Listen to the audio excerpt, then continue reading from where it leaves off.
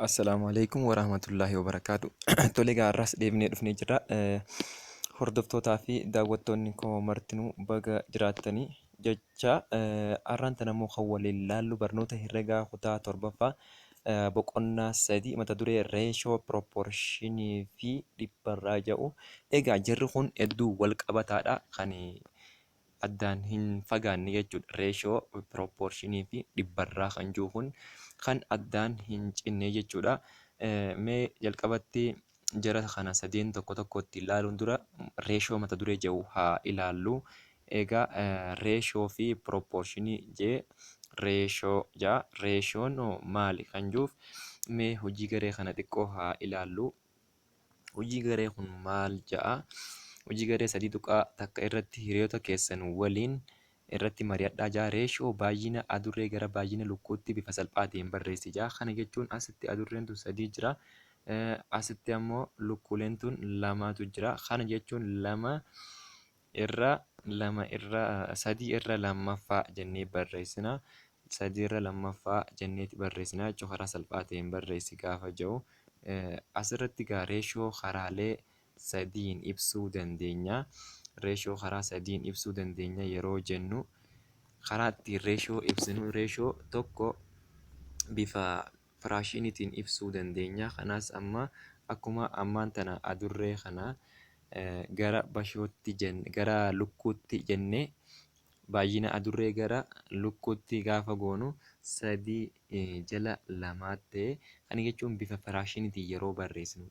Inni biraa sadii gara lamaa yoo jennee jechaan yeroo barreessinu. Sadii gara lamaa jennee jechaan yeroo barreessinuu fi inni biraa ammoo mallattoo reeshoo kanaan sadii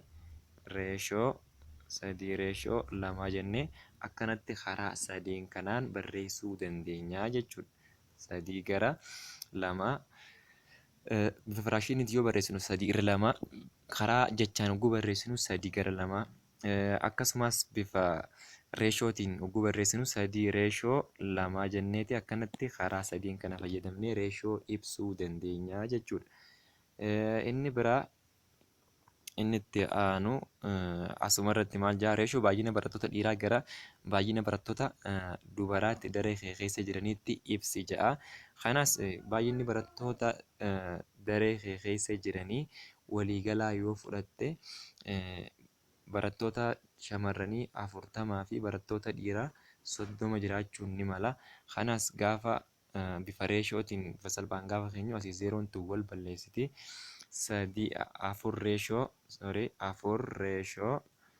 Afur reeshoo sadii jennee akkanatti bifa salphaa kanaan barreessuu dandeenya jechuudha. Inni biraa baay'inuma kana ammallee reeshoo sadeenuu fayyadamnee ibsuu ni dandeenya. Isa jalqabaa afur reeshoo sadii jenne kana afur reeshoo sadii isuma jenne kana afur gara sadii jennee ibsuu dandeenya. Akkasumallee afur irra sadii jennee bifa firaashiniitiinis ibsuu ni dandeenya jechuudha. Karaalee sadeen kanaa fayyadamnee reeshoo ibsuu ni dandeenya. Mee hiikoo asii gadii kana haa ilaallu. Hiikoon kun maal ja'a? Hiikoo sadii tuqaa takka yoo ilaallu hamma wantoota akaakuu wal fakkaataa fi yuunitii tokko qabanii lamaa fi lamaa olii wal madaalchisuun reeshoo jedhama jaa. Hamma wantoota akaakuu wal fakkaataa fi yuunitii tokko qabanii lamaa fi lamaa ol wal madaalchisuun reeshoo jedhama jechuudha. Kana jechuun wantoonni sanii yuunitiin isaaniillee yuunitii wal fakkaataa ta'uu qaba. Yuunitii gosa takkaa qabaachuu qabanii jechuudha. Akaakuun isaaniillee wal fakkaachaa ta'uu qaban. Kana jechuun akaakuun isaanii wantoonni walii hir'isan tokko kiloogiraama ta'ee tokko meetira yoo ta'e hin ta'uu jechuudha. Lachuutuu kiloogiraama yoo ta'e kiloogiraama ta'uu qaba. Akaakuu tokko jechuun tokkommoo kiloogiraama ta'ee tokko giraama yoo ta'e gara yuunitii takkaatti deebisuu qabna jechuudha. Hubadhu jaa. Reeshoon wantoota lamaa A fi B'n yeroo baay'ee karaa sadiin barreeffamuu ni danda'a jaa. Kun isuma amma dubbannee jechaan A gara B'tti bifa reeshoo ittiin ibsinu mallattoo reeshootiin A reeshoo B jennee akkasumas bifa firaashiniitiin A irra B jennee ibsuu dandeenya jedha. Kana keessatti A fi B'n termoota reeshoo yoo jedhaman A fi B'n termoota reeshoo jedhamu. Akkasuma qabxii lammaffaa irratti A fi B'n wal qixaa miti yoo ta'e A reeshoo B'n wal qixaa miti B reeshoo A jedha. Kana jechuun fakkeenyaaf A fi B'n akka A fi akka B'tti wal qixaa miti A fi B'n hogguu jennu A lama yoo fudhanne wal qixaa miti B sadi yoo fudhanne isaanuma kanarratti yoonii fi jalqabatti reeshoon A'dha. Reeshoon A gara reeshoo B'tti yoo jenne reeshoo A reeshoo B yoo jenne yookiin lama reeshoo sadii yoo jenne jarri kun wal qixaa miti jechuudha. Sadii reeshoo lamaati wajjin wal qixa hin ta'u. Kunis innis kana ibsaa jechuudha. Qabxiin inni lammaffaan reeshoon yuunitii hin qabu jedha. Qabxii sadaffaan reeshoo yuunitii hin qabu yeroo jedhu maal jechuudha? Fakkeenyaaf yoonii fi 40 meetira jala 20 meetiraa yoonii fi jenne meetirri kun wal balleessa. Kanaaf kan nu hafu zeeroolleen wal balleessa. 4 jala 2 yookiin 4 reeshoo 2tu hafaa jechuudha. Kanaaf yuunitiin irraa badaa jechuudha. Reeshoon gaafa keenyu yuunitiin irraa bada. Inni itti aanu afuraffaatti yeroo baay'ee reeshoon A fi B bifa salphaa ta'een barreeffama. Kanaas kan jennu yoo termoonni lamaan hirmaataa walii tokko malee hin qaban ta'edha. Kanaas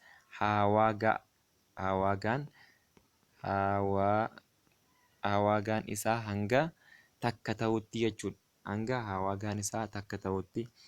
Fakkeenyaaf lakkoofsa lama akka A fi B yoo fudhanne mee akka A'tti 50 haa jennu akka B'tti 20 haa jennu lakkoofsa kana amma gaafa waliin salphifnu bifa reeshoo salphaa ta'een gaafa keenyu kana jechuun 50 reeshoo 20 jechuun 50 jala 20 jechuudha. Zeeroon baddii kana jechuun 5 jala 2 jechuudha. Jarri kun lameen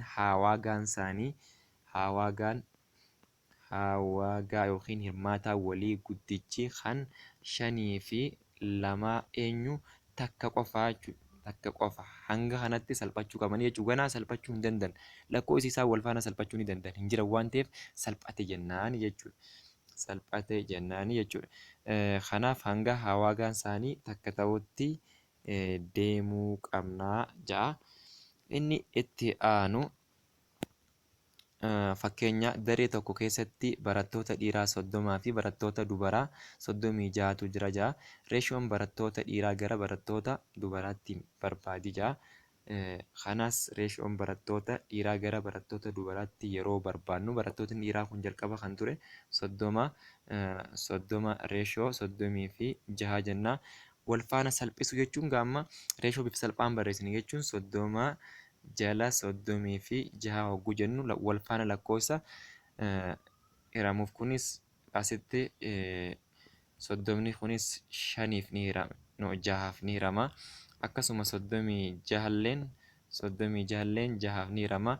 36 hogguu hiramu 5 ta'a. 36 hogguu hiramu 6 ta'a. Kana jechuun 5 jala 6 yookiin 5 reeshoo 6 jechuudha. Salphatee taa'ee jechuudha. Amma kun jechuun reeshoo baay'ina barattoota dhiiraa gara barattoota dubaraatti jechuudha.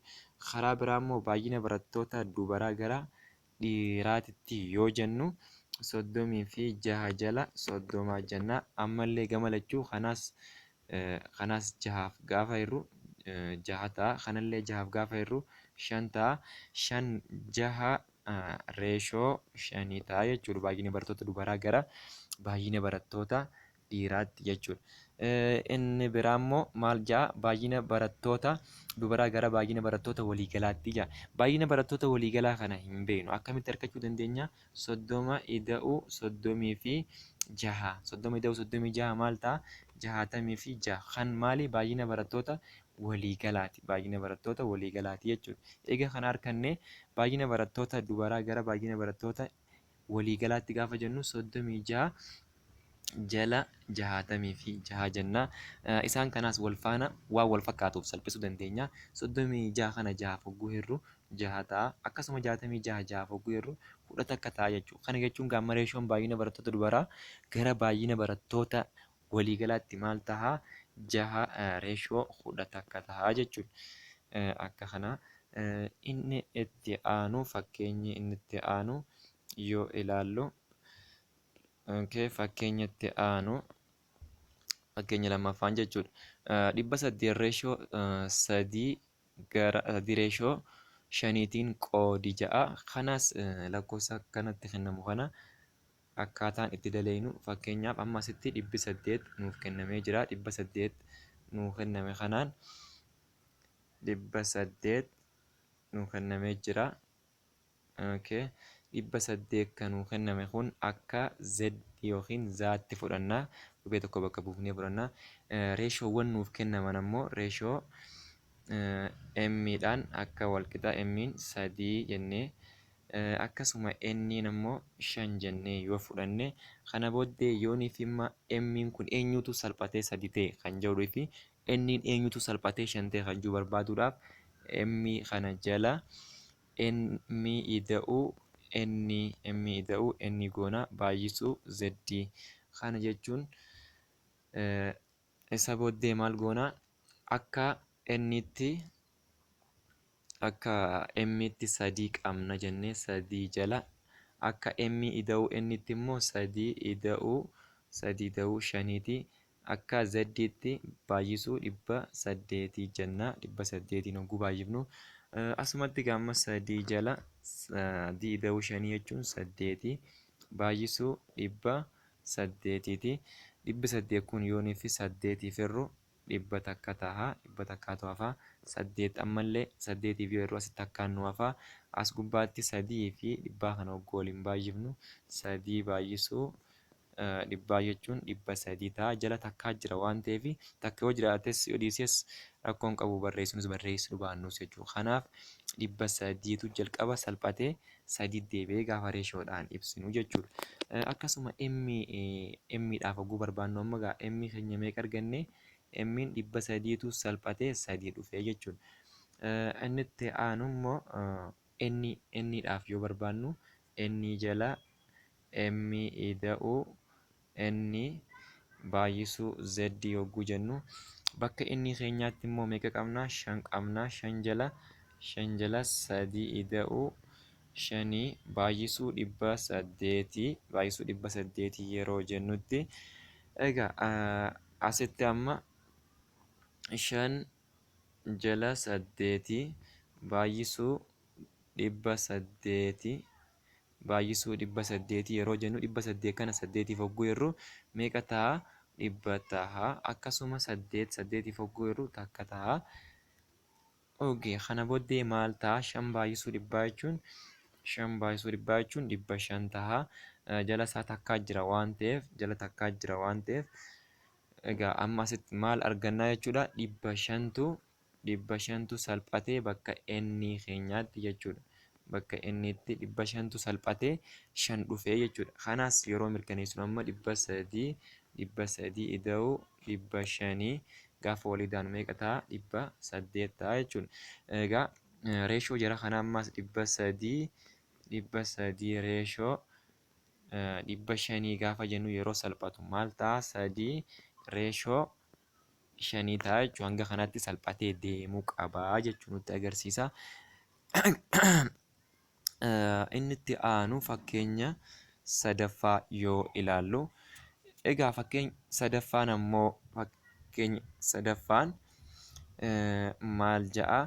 A reeshoo ba'an walqixa 6 reeshoo 9 A reeshoo ba'an walqixa 6 jechuun gaafa ibsinu karaalee sadiinuu fayyadamnee ibsuu ni dandeenya. Garuu lakkoofsi kun amma lakkoofsa reeshoowwan bakka 3 jirantu kenname jechuudha. Fakkeenyaaf A reeshoo B wal qixa 6 reeshoo 9 fi B reeshoo C wal qixa 9 reeshoo 14. Akkasuma maal barbaadi jee A reeshoo C barbaadi nuun jee. Amma asirraa A reeshoo C yeroo barbaannu 9 jala 6 jala 9 wal qixa ni taha. 9 jala 14 9 jala 14ti. Asirraa gaamma kan nuti barbaannu A reeshoo C'dha kan nuti gaafatamne. A reeshoo C hoo eenyurraa barbaannaa hogguu jennu A reeshoo C barbaaduudhaaf jaruma kana fayyadamna. Fakkeenyaaf asirratti kan nuuf kennamee jiru A reeshoo B meeqaan nuuf kennamee 6 jala 9tu nuuf kennamee jira. B reeshoo C ammoo 9 jala 14tu nuuf kennamee jira.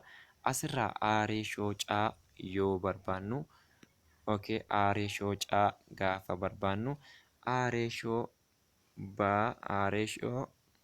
yookiin A jala B'n wal qixa B jala C yeroo jennutti asii B'dhaa fi B'n kun wal balleessa. Kana booddee jarri lamaan kunis asii 9 fi 9 wal balleessa. 9 fi 9 yeroo wal balleessu asitti amma A irra C qofaatu kophatti nuuf hafa. A irra C qofti kophatti nuuf hafe jechuun A'n asii A'n maal qabatee jira? 6tu hafee jira. 6 jala 14ti. 6 jala 14ti. 6 jala 14 jechuun gaafa salphifnee keenyu yeroo salphifnu 6 jala 14 kanaas gaafa lamaaf hirru 3 ta'a. Kunillee gaafa lamaaf hirru 7 ta'a. Kanaaf reeshoon isaa 3 reeshoo 7 ta'a. Tole egaa hordoftootaa fi barattoonni koo martinuu chaanaalii yuutuubii kanaaf maatii warri taatan laayik sheer gochuu hin dagatinaa jecha. Warreen maatii hin ta'in sabiskiraayib gochuudhaan akkasuma koomentii haadhaa koomentii keessa ilaalee anilleen akkaan sabiskiraayib isiniif godhu jecha. Barnoota keenyarraa asuma irratti dhaabnaa waan na hordoftaniif baay'ee galatooma. Nagaan naaf turaa hanga barnootatti aanu walitti deebinutti nagaan naaf jiraadha.